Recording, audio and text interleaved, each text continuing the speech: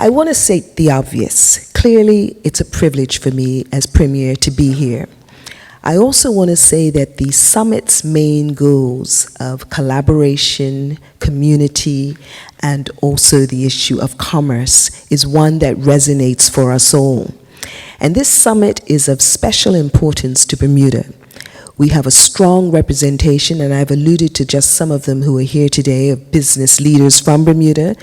And you might say, why this summit and why now? I'd answered in this capacity, especially as Minister of Finance of Bermuda. A key prong of our national economic planning and development strategy is to diversify our investor base, to reflect the increased relevance and influence of the GCC region, and certainly to foster a meaningful relationship with the GCC countries. So it was certainly an identity of interest, and we saw it of strategic mutual benefit to seek to further facilitate the relationship, and this conference seemed most opportune.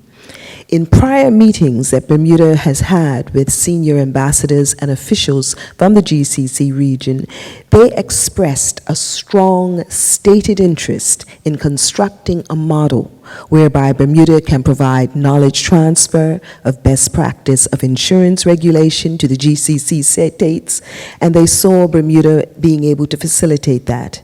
There was also interest in assessing what credible and significant real estate investment options existed in Bermuda that could prove attractive to the GCC region. Bermuda itself sees tremendous scope for economic partnering with the GCC region, and we pride ourselves, and you'll hear more about this in the panel discussion, we pride ourselves on our speed to market, our attractive environment, and an innovative model. And yet there is still exists a real capacity to surprise and in fact to surpass what we have. And I think that that's going to come by fostering continued strategic relationships, and also by part of our successful model is that we don't stay where we are. Our view is that we've got to continue to innovate and raise the bar, and that's what's required for a 21st century relationship and financial services center. In fact, post this summit, the intent is in October to have a delegation from Bermuda go to the GCC region, and certainly that is already in train and has been arranged. Our view as a government is to build a sustainable relationship within the region, and our aim is to be that safe harbor for investment and to provide a suite of services that includes not only risk diversification using our insurance model, but also privacy and services for the sophisticated, discerning investor. You'll say, so what? Who doesn't want to do that? Well, we say, look at what our track record is, and it builds on the double taxation agreement and memorandum of understanding that we signed earlier this year with Qatar. And this was followed up when Minister Furbett, my colleague who's here today, the CEO of the Bermuda Monetary Authority, and myself, together also with Mr. Balad Jinhour of PricewaterhouseCoopers, we had meetings earlier this year in London with senior diplomats and representatives of the region. My purpose in describing our economic development strategy is to underscore the point that narrowly focused development is a dangerous strategy for an economy, and every possible source of job creation and revenue enhancement should be pursued in a thoughtful and organized manner. And that is exactly what the 3 C's are about: taking advantage of community, collaboration, and commerce to facilitate new ventures and new opportunities. And in holding up Bermuda as a potential model for others, I don't mean to suggest that we have any sort of perfection or that we are complacent. We're a work in progress, and we're a very small island. Our total area is just over 53 square kilometers, or about 20 square miles. Our population is approximately 65,000 people. Yet we have turned ourselves into a top tier global center of finance and business, and we're certainly an exporter of international financial services, primarily insurance, reinsurance, investment funds, and special purpose vehicles. We're also known for our captive insurance sector, and our reinsurers include the top 35 in the world and write in excess of $65 billion in global premiums. So it's not bad for a territory of just over 20 square miles.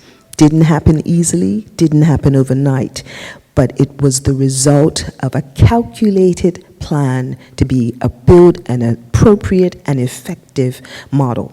And certainly what I would say, it requires a firm determination that as we provide red carpet versus red tape to international business, we also want to make sure that there is a framework and an inviting environment so that Bermudian citizens can benefit.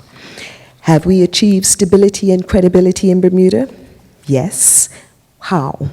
First, Bermuda believes in maintaining a fair and reasonable tax burden on businesses and individuals.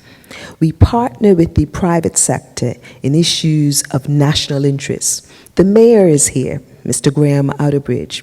We are working together collaboratively, public sector, private sector, in terms of our waterfront, because that will become the renaissance of the future for Bermuda, and it provides tremendous impetus for foreign direct investment and also helping to further transform our community.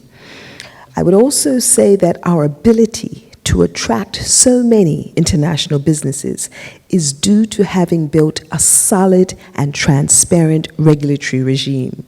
The CEO of the Bermuda Monetary Authority is here, and I'm sure in the panel discussion you can tease out more information about that regime with him. But the main prongs of that are appropriate and effective without being unduly burdensome or costly to those who seek to domicile in Bermuda. The issue that I'd like to probably close with, because I heard Mr. Potter say that we're under a much more tighter time frame, is that as we look at the issue of collaboration, as we look at the issue of community, and as we look at the issue of commerce, I'd say that we have gone back to the drawing board in terms of our two major pillars, international business and tourism. And what we've said is that it makes common sense to build on what works and what you have.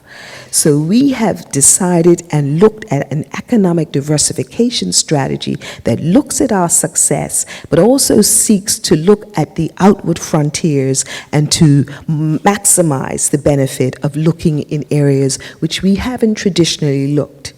And when President Mandela had said the words Masakane, which means an expression, let us build one another together, I couldn't help but think that it ties in so aptly with the 3 C's. Consider Bermuda as occupying a room in a large, sprawling house. This is a house which is a big house.